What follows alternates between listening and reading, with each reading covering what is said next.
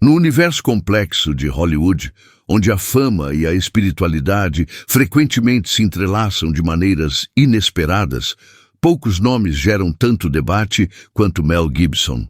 O diretor e ator australiano, conhecido por sua abordagem controversa e suas convicções religiosas profundas, recentemente se uniu ao líder espiritual Marari Emanuel para uma discussão que abalou os alicerces da discussão religiosa contemporânea.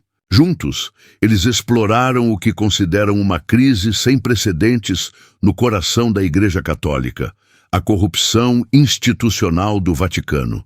Gibson, cuja trajetória em Hollywood foi marcada tanto por sucessos cinematográficos quanto por polêmicas pessoais, nunca hesitou em expressar suas opiniões religiosas. Sua obra-prima A Paixão de Cristo, lançada em 2004, não apenas se tornou um fenômeno cultural, mas também estabeleceu Gibson como uma voz influente no diálogo entre cinema e espiritualidade. Durante a conversa com Emanuel, Gibson revelou as motivações profundas por trás de sua decisão de criar o filme, explicando que sua intenção era ilustrar o sacrifício de Cristo através de uma experiência pessoal que pudesse oferecer uma nova perspectiva teológica às pessoas. A discussão entre Gibson e Emanuel transcendeu o âmbito cinematográfico para abordar questões fundamentais sobre a natureza da fé versus religião institucionalizada. Emanuel, reconhecido por seu profundo conhecimento teológico e sua perspectiva acadêmica sobre a história eclesiástica, trouxe uma dimensão intelectual ao debate que complementou perfeitamente a paixão artística de Gibson. Juntos, eles exploraram a distinção crucial entre religião organizada e fé pessoal, argumentando que a verdadeira espiritualidade transcende as estruturas institucionais e se manifesta através da humildade e da conexão direta com o divino. Um dos pontos mais impactantes de sua conversa foi a referência a Desmond Doss, o soldado adventista do sétimo dia que se tornou um símbolo de fé inabalável durante a Segunda Guerra Mundial.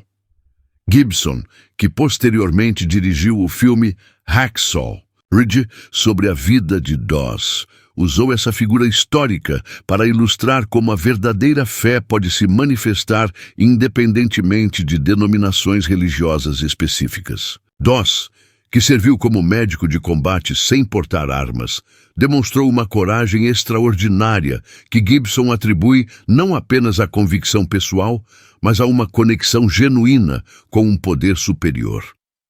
A crítica ao Vaticano, apresentada por Gibson e Emanuel, não se baseia apenas em observações superficiais, mas em uma análise histórica profunda das transformações que a instituição sofreu ao longo dos séculos. Eles argumentam que o Vaticano, que por muito tempo serviu como farol espiritual para mais de 1 bilhão de católicos em todo o mundo, gradualmente se afastou de sua missão original de orientação espiritual para se tornar uma entidade mais preocupada com poder político e influência secular. Durante séculos, o Vaticano exerceu uma autoridade imensa que transcendia fronteiras geográficas e políticas. Suas decisões moldaram não apenas a prática religiosa, mas também influenciaram eventos históricos significativos, desde a expansão do cristianismo na Europa até o estabelecimento de políticas que afetaram civilizações inteiras. No entanto, Gibson e Emanuel observam que esse poder imenso veio acompanhado de uma responsabilidade igualmente grande, uma responsabilidade que eles acreditam ter sido comprometida por influências externas e ambições mundanas. A conversa revelou preocupações específicas sobre o que eles percebem como a infiltração de ideologias seculares na estrutura da Igreja. Gibson expressou sua frustração com o que considera um afastamento dos valores cristãos tradicionais, argumentando que a liderança eclesiástica atual está mais interessada em manter relevância política do que em preservar a pureza da mensagem espiritual. Esta perspectiva reflete uma preocupação mais ampla entre católicos conservadores que sentem que sua igreja está se tornando irreconhecível. Emmanuel contribuiu com uma perspectiva histórica valiosa, contextualizando as preocupações atuais dentro de um panorama mais amplo de desafios que a Igreja enfrentou ao longo de sua história. Ele destacou como a modernidade e a secularização crescente da sociedade criaram pressões únicas sobre instituições religiosas tradicionais, forçando-as a navegar entre a preservação de tradições antigas e a necessidade de permanecer relevantes em um mundo em constante mudança. A discussão também tocou em escândalos recentes que abalaram a confiança dos fiéis na liderança da Igreja. Tanto Gibson quanto Emmanuel expressaram profunda tristeza sobre casos de corrupção e má conduta que mancharam a reputação de uma instituição que deveria servir como exemplo moral. Eles argumentaram que esses incidentes não são aberrações isoladas, mas sintomas de problemas sistêmicos mais profundos que requerem reformas fundamentais. Gibson, refletindo sobre sua própria jornada espiritual, compartilhou como suas experiências pessoais o levaram a questionar não a fé em si, mas as estruturas humanas que alegam representá-la. Sua abordagem cinematográfica, caracterizada por uma honestidade brutal e uma recusa em suavizar verdades difíceis, reflete essa mesma atitude em relação à crítica institucional. Ele não busca destruir a fé, mas purificá-la, removendo as camadas de corrupção e política que obscurecem sua essência. A conversa entre Gibson e Emmanuel representa mais do que uma crítica institucional. É um chamado para uma renovação espiritual que transcende denominações e estruturas organizacionais. Eles propõem um retorno aos princípios fundamentais do cristianismo, enfatizando a importância da humildade, do serviço ao próximo e da conexão direta com o divino, independentemente das mediações institucionais. Enquanto Gibson e Emmanuel questionavam as estruturas religiosas tradicionais, outro drama se desenrolava no universo das celebridades americanas, envolvendo uma das figuras mais influentes da mídia mundial, Oprah Winfrey. A apresentadora, que durante décadas construiu um império baseado em sua imagem de mentora espiritual e defensora dos oprimidos, viu-se no centro de uma tempestade de críticas que questionavam a autenticidade de sua persona pública. Esta controvérsia ganhou dimensões inesperadas quando figuras respeitadas como Keanu Reeves e o controverso comediante Katt Williams se posicionaram publicamente contra ela. Katt Williams, conhecido por sua linguagem direta e sua disposição para confrontar as figuras mais poderosas de Hollywood, lançou uma série de acusações devastadoras contra Oprah. Segundo Williams, por trás da fachada cuidadosamente construída de bondade e sabedoria, existe uma mulher que utiliza seu poder e influência para manipular narrativas e proteger seus próprios interesses, frequentemente à custa de outros. Essas alegações não surgiram do nada. Elas ecoam suspeitas que vinham sendo sussurradas nos círculos de Hollywood há anos, mas que poucos tinham coragem de expressar publicamente devido ao imenso poder de Oprah na indústria do entretenimento. O que tornou essas críticas particularmente impactantes foi o apoio inesperado de Keanu Reeves, um ator universalmente respeitado por sua humildade e integridade. Reeves, que tradicionalmente evita controvérsias e raramente se pronuncia sobre questões polêmicas envolvendo colegas de profissão, surpreendeu a todos ao validar as preocupações levantadas por Williams. Essa posição pública de Reeves Foi interpretada por muitos como um sinal de que os problemas com Oprah eram mais sérios do que aparentavam, dado que dificilmente ele se arriscaria a enfrentar uma figura tão poderosa sem motivos substanciais. A crítica central direcionada a Oprah gira em torno da alegação de que ela projeta uma imagem pública de empatia e justiça social, enquanto, nos bastidores, age de maneira calculista e algumas vezes prejudicial. Vários incidentes específicos foram citados como evidência dessa discrepância. Um dos casos mais emblemáticos envolveu o rapper Ludacris, que participou do programa de Oprah para promover um filme, mas posteriormente alegou que suas palavras foram editadas de forma a distorcer suas opiniões e fazê-lo parecer endossar pontos de vista que não representavam suas verdadeiras convicções. Ludacris descreveu como se sentiu manipulado pela produção do programa, explicando que havia comparecido especificamente para discutir seu trabalho cinematográfico. Mas Oprah direcionou a conversa para aspectos controversos de sua carreira musical. Mais problemático ainda foi o fato de que, durante a edição, suas respostas foram cortadas e reorganizadas de uma maneira que alterou completamente o contexto de suas declarações. Este incidente levantou questões sérias sobre as práticas editoriais do programa e sobre até que ponto Oprah estava disposta a ir para criar narrativas que servissem à sua agenda pessoal. Outro caso que gerou controvérsia significativa foi o envolvimento de Oprah com o documentário Living Neverland, que revisitou alegações de abuso sexual contra Michael Jackson. Críticos apontaram a inconsistência em sua abordagem, lembrando que Oprah havia entrevistado Jackson no passado e publicamente elogiado o artista. Quando Jackson faleceu, ela inicialmente manteve uma postura respeitosa em relação ao seu legado. No entanto, anos depois, ela decidiu dar uma plataforma proeminente para acusadores que já haviam retirado suas alegações anteriormente e admitido ter mentido sobre os supostos abusos.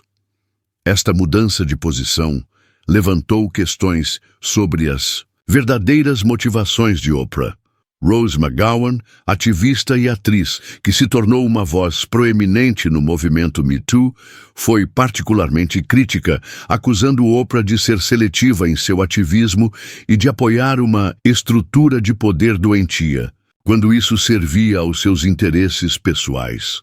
McGowan destacou a aparente contradição entre o apoio público de Oprah às vítimas de abuso sexual e sua amizade histórica com figuras controversas como Harvey Weinstein. A situação se complicou ainda mais quando surgiram alegações sobre o comportamento de Oprah em relação a questões de pagamento justo. A atriz Taraji P. Henson, conhecida por seu papel em Empire, abordou sutilmente questões de disparidade salarial durante sua participação em projetos associados a Oprah. Embora Henson tenha sido cuidadosa em suas palavras, evitando confrontos diretos, sua frustração era palpável quando discutiu a importância de uma compensação justa pelo trabalho realizado. Suas declarações foram interpretadas por muitos como uma crítica indireta às práticas de Oprah como produtora. O caso mais recente e talvez mais damaging para a reputação de Oprah envolveu sua resposta aos devastadores incêndios florestais em Maui, Havaí. Quando a tragédia atingiu a ilha, destruindo comunidades inteiras e deslocando milhares de residentes, Oprah fez uma solicitação pública para que o público doasse dinheiro para ajudar os esforços de recuperação. Esta solicitação foi recebida com ceticismo generalizado, considerando que Oprah possui uma fortuna estimada em bilhões de dólares e propriedades substanciais no próprio Havaí. Jason Momoa, Ator havaiano e defensor feroz dos direitos dos povos indígenas, foi particularmente vocal em sua crítica à abordagem de Oprah. Momoa argumentou que, em vez de pedir doações do público, uma pessoa com a riqueza de Oprah deveria estar liderando os esforços de ajuda com seus próprios recursos. Ele também expressou preocupação sobre o fato de que, no meio da crise, Oprah havia adquirido propriedades adicionais na região, potencialmente contribuindo para o deslocamento de comunidades nativas que já estavam lutando para se recuperar do desastre.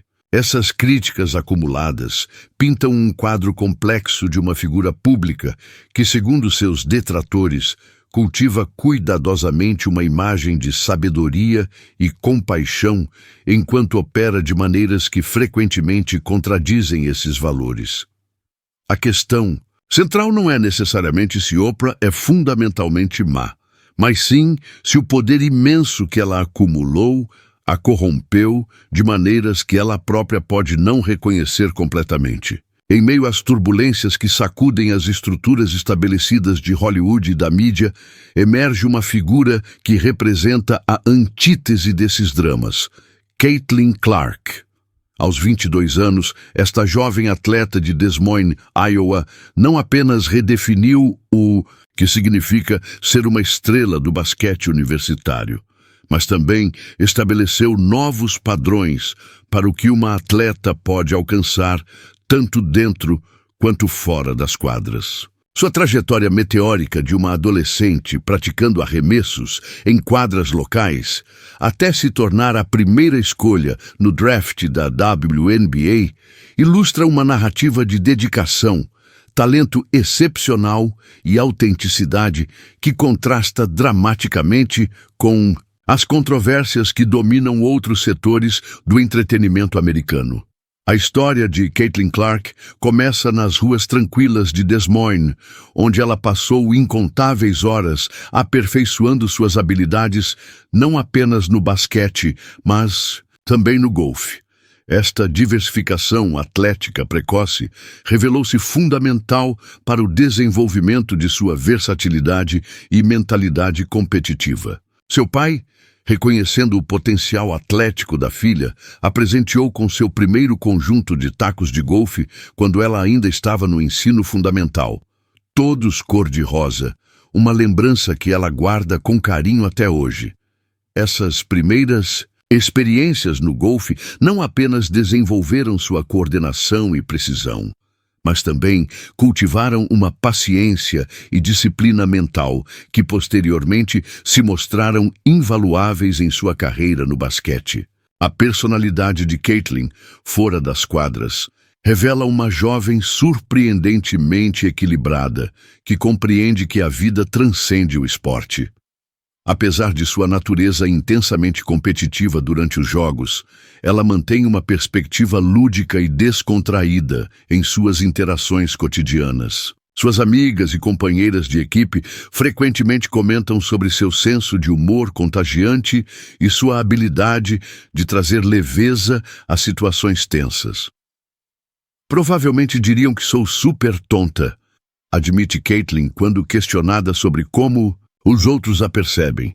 Sempre faço bromas e às vezes as pessoas não entendem, mas quando estou na quadra sou competitiva e apaixonada. Fora dela, entendo que a vida é muito mais que apenas basquete.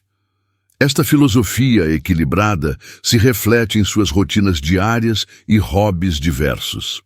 Durante a temporada baixa, Caitlin pode ser encontrada nos campos de golfe locais, muitas vezes competindo em jogos informais, com membros de sua equipe, treinadores e até mesmo funcionários administrativos. Sua natureza competitiva transparece mesmo nessas atividades recreativas, transformando partidas casuais em competições intensas. Obviamente faço isso por diversão, ela ri. Mas, sendo honesta, sou super competitiva. Sempre jogamos em duplas, sempre buscando ser o melhor possível. O sucesso de Caitlin transcendeu rapidamente as fronteiras do esporte universitário, estabelecendo novos recordes e padrões para o basquete feminino. Sua capacidade de realizar arremessos de longa distância com precisão impressionante, combinada com uma visão de jogo excepcional e liderança natural, a transformou em um fenômeno que atrai multidões e atenção da mídia de uma forma raramente vista no esporte universitário feminino. Seu impacto foi tão significativo que ela se tornou a primeira atleta, homem ou mulher, a ser vestida pela casa de moda italiana Prada para um draft da NBA ou WNBA, um reconhecimento que transcende o esporte e entra no reino da cultura popular. A ascensão de Caitlyn ao estrelato coincidiu com um momento crucial para o basquete feminino, onde a visibilidade e o apoio financeiro para atletas mulheres estavam começando a alcançar novos patamares. Seu acordo com a Nike não apenas garantiu sua estabilidade financeira, mas também estabeleceu um precedente para futuras negociações de atletas femininas. Graças ao meu acordo com a Nike, agora todo mundo quer carros de minha parte.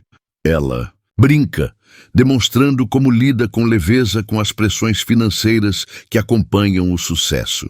Apesar da fama crescente e das oportunidades lucrativas, Caitlyn mantém uma conexão genuína com suas raízes.